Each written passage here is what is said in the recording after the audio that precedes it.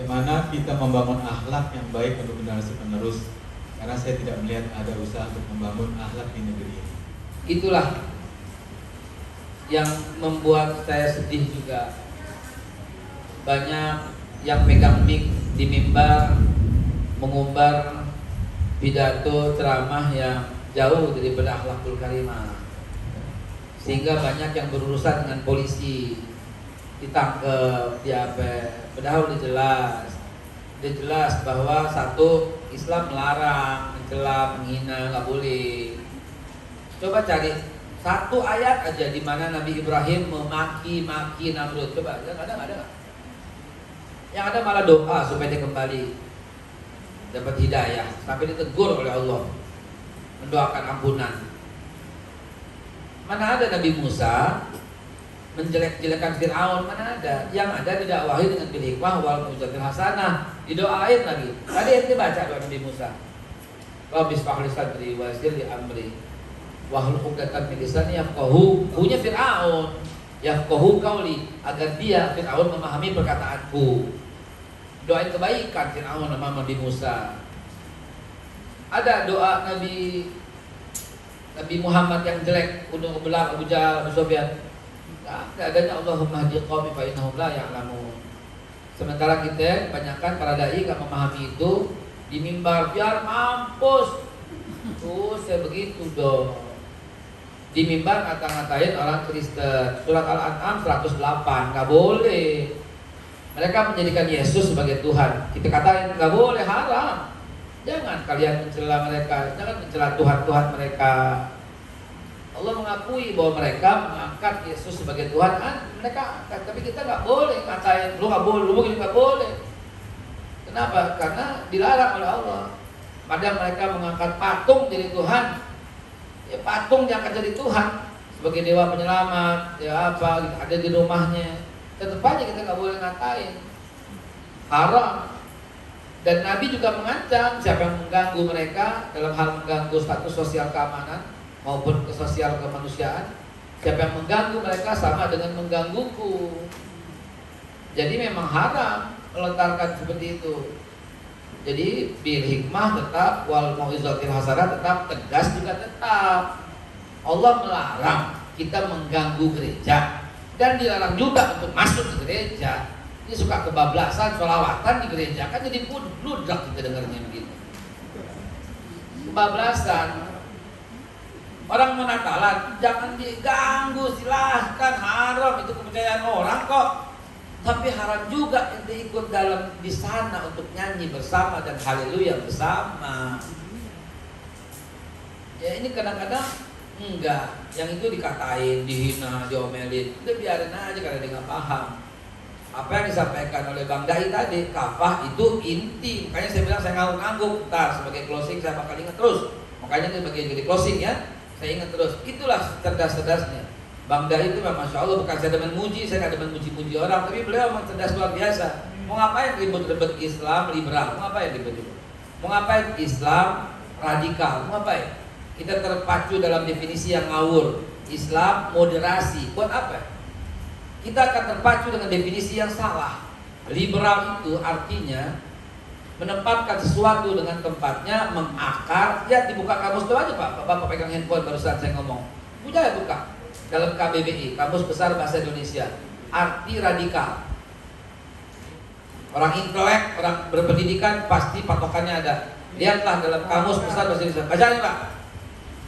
Ada dua arti. 3. Secara mendasar dalam kurung sampai kepada hal yang prinsip.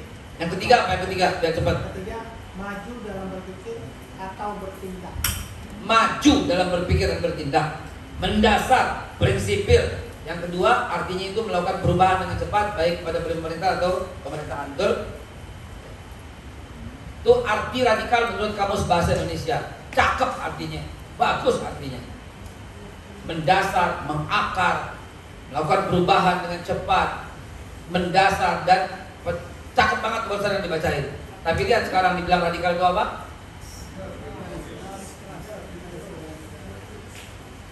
Itu dia. Gitu. Jadi kita maksudnya nggak begitu. Saya diskusi soalnya sama BNPT. juga moderasi. Ya. Jadi bagaimana dong? Udah nggak usah ngomong radikal, nggak usah ngomong moderasi, nggak ngomong pluralis, nggak usah ngomong liberal, nggak usah ngomong apa. Islam kafah titik. Nggak bakal beda pendapat karena literaturnya jelas Al-Quran. Udkhulu fi silmi kafah. Saya Islam apa nih? Saya Islam liberal. Saya setuju memberantas radikalisme. Saya setuju konsep moderasi dalam Islam. Kebanyakan istilah loh. Dia bilang gitu. Itu Islam kafah aja udah. Nggak bakal beda pendapat. Mau apapun pasti begitu. Itu udah dipesanin sama Allah. Farudhu ila sabil. Balik aja ke Quran. Dengan balik ke Quran gak akan ada istilah-istilah aneh yang membuat kita berbeda pendapat karena soal istilah. Gitu. Islam yang bagaimana? Yang kafah. Itu perintah. Kita mesti moderasi. Kita mesti yang wasatnya, yang tengah-tengah, yang kesini iya, kesitu iya. Inilah Islam Nusantara. Kita nggak boleh begini. Radikalisme itu bahaya. Kepanjangan kalam itu. Saya bilang begitu. Udah kalau visil ini kafah itu selesai, nggak akan. Kalau ente nolak berarti menolak Quran. Beres begitu aja udah. Jadi kalau saya prinsip saya begitu aja gampang. Islam kafah yang outputnya rahmatan lil alamin, yang outputnya melindungi minoritas dan menghormati mayoritas, yang outputnya menjaga kebinekaan, yang outputnya baik Islam, Kristen, Hindu, Buddha, Protestan, Konghucu mendapatkan hak yang sama di negara kita. Begitu. Dengan demikian kan jadi kompak. Memang Islam begitu kok. Buka aja 47 pasal Piagam Madinah. Semua ke situ larinya. Konsepnya sama, nggak boleh orang dinilai karena begitu dengan suku, ras, kelompok, golongan. Dalam Islam diharapkan dengan memanggil sebutan yang buruk atau kesukuan. Kalau paham sejarah, ini saya cantumkan ya. Dipanggil Abu Bakar sebagai tokoh yang paling top, markotop, Quraisy, kaya, dahsyat, Abu Bakar Siddiq. Di sampingnya dipanggil Bilal, ya Abu Bakar, ta'al, kemari Abu Bakar, Nabi dipanggil. Ya Bilal, ta'al, Bilal kemari. Ya, yang top, Quraisy, kaya, bangsawan, langsung disandingkan dengan yang hitam, keriting, bekas budak, negro, Ethiopia. Apa kata Nabi? Nggak ada kemuliaan Abu Bakar dibanding Bilal, dan nggak ada kehinaan Bilal dibanding Abu Bakar. Betapa Islam menghapuskan itu semua. Duduk, panggil lagi, ya Ali, ta'al. Ali, bangsawan, Quraisy, ahli bait, keluarga Nabi. Dipanggil lagi sama Salman Al-Farisi, bukan orang Arab, orang Persia, orang Iran, mantan Majusi, mantan Yahudi, mantan Nasrani. Salman Al-Farisi panggil kembali, nggak ada keutamaan Ali dibanding Salman, dan nggak ada keutamaan Salman dibanding Ali. Seraya Nabi mengucapkan, ayuhan nas, inna khalaqnakum min dzakari wa unsa wa ja'alnakum syu'uban wa qabailan lita'arafu. Allah yang ciptakan berbeda, ini Allah yang ciptakan. Bersuku-suku, berbangsa-bangsa itu kehendak Allah. Cuma digariskan, inna akramakum indallahi atqakum. Maka udkhulu fi silmi kafah. Pak Ustadz, bukannya saya baperan, tapi saya sepertinya kayak antara marah, kesel gitu ya Pak Ustadz ya. Ngelihat bagaimana sekarang ini kan banyak banget yang kriminalisasi tentang agama kita gitu. Tapi kemana gitu orang-orang yang kira-kira sebenarnya harus bisa bicara, tapi dia tuh nggak mau gitu. Nah terus udah gitu kita ini jadinya harus bagaimana gitu.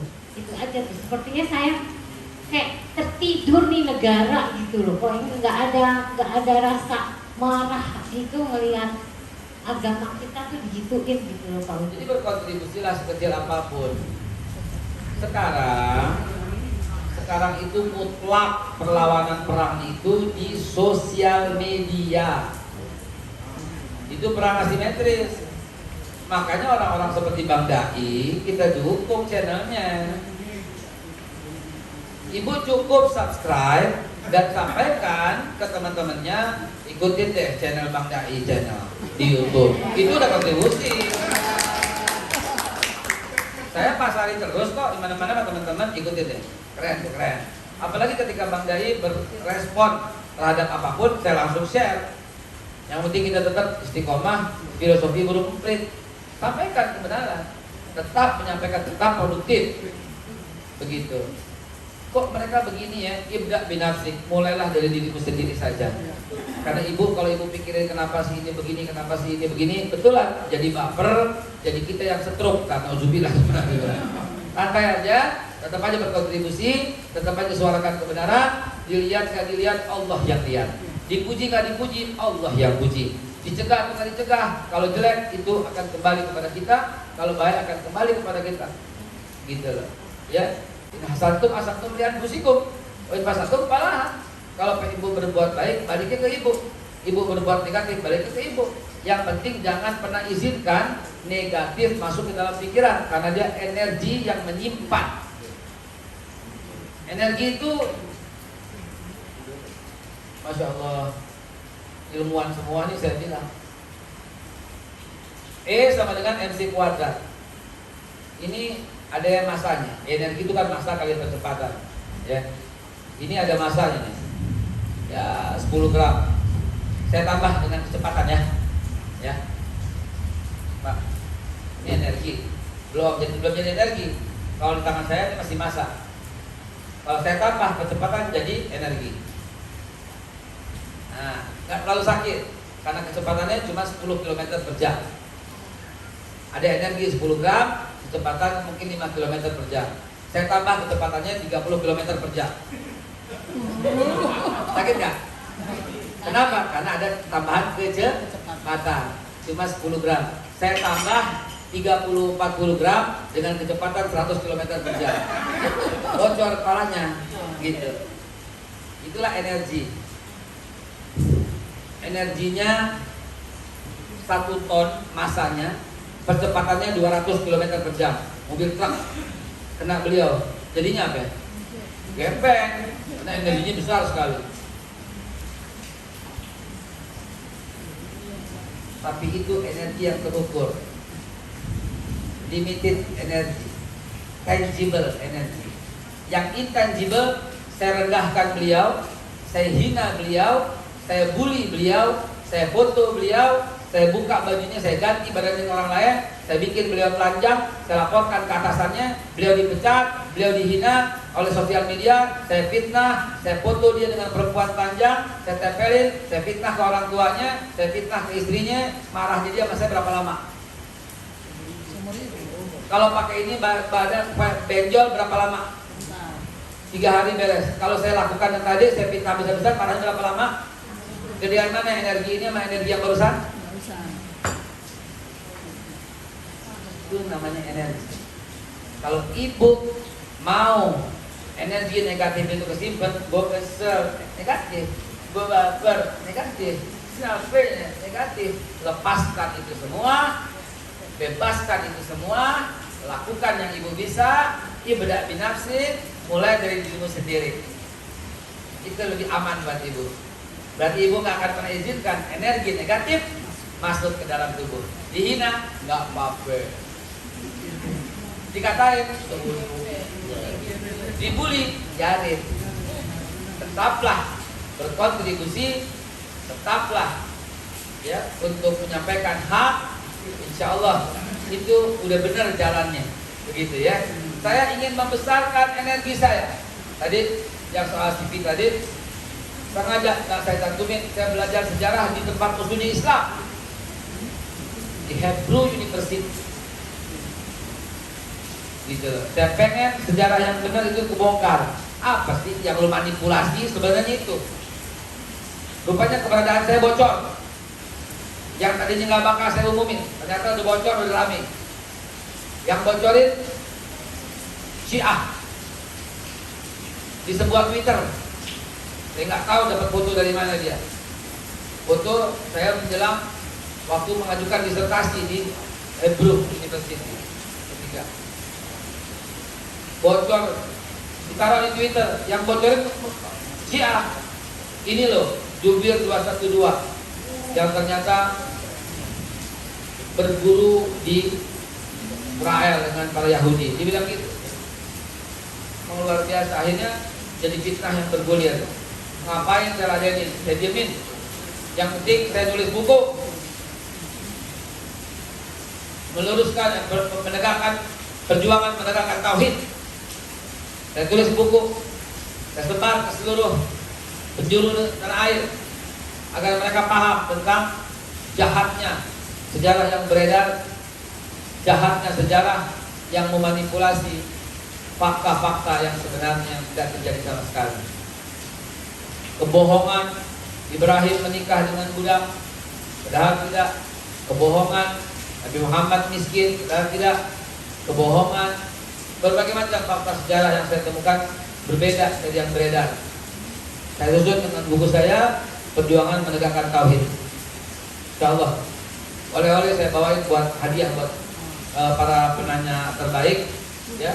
Betul-betul ini gratis bagi penanya terbaik, ya. Yang menanya tadi Anda cuma ganti ongkos cetak.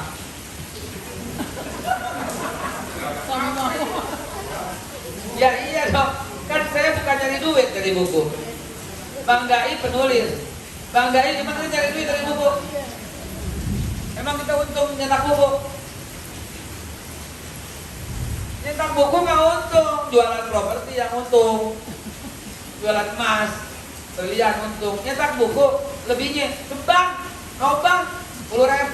Buat apa itu? Buat biaya distribusi. Yang penting kita dapat pahala, buku ini kesebar ke seluruh penjuru Indonesia. Gitu aja. Betul Bang Dai?